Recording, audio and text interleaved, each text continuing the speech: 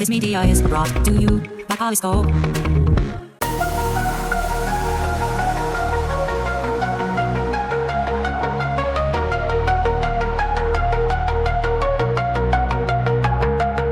In the realm of tomorrow, where techniques mind, we ponder, we dream. Good morning and welcome to episode 1046.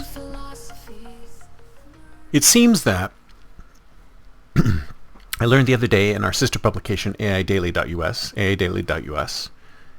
is that 65% of applicants are now being screened with AI. Now, I've said before, if you watch my show for a long time or listen to my show for a long time, that the entire recruiting process is broken. It's busted. It's not really working properly.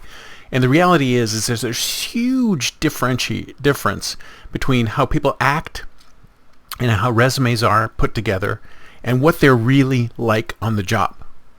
And I've said before many times that I think that the system is broken in such a way in that people can be amazing interviewers, they can have amazing resumes, but be terrible on the job.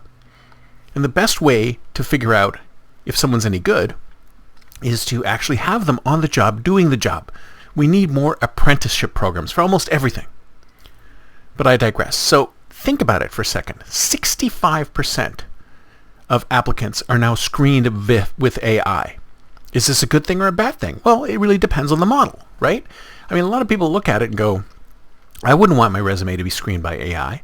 But your resume is being screened right now, not by AI, but by keywords, by dumb things that look at your resume and try to match it up against the job description, which is why I always recommend that if you want to be qualified for a role, you have to adjust your resume to match the job description. Otherwise, the applicant tracking software is not going to connect you with that role. So it might actually end up being a good thing that AI is looking at resumes and reviewing them instead of just a simple dumb pattern matching algorithm, because maybe AI can actually look at the structure of your resume and what you have in your resume and come back with a more intelligent response as to whether or not this particular candidate can do the job or not. So it's entirely possible. In fact, I think it's definitely possible that if we just got away from the pattern matching and used intelligent AI to figure out whether somebody should be passed through, maybe more qualified candidates should be passed. But I still think we need to go back to an apprenticeship model, because that's the only way you'll know how well someone's going to perform on the job. That's it for me for today. See you next time, and until then, don't forget to think future.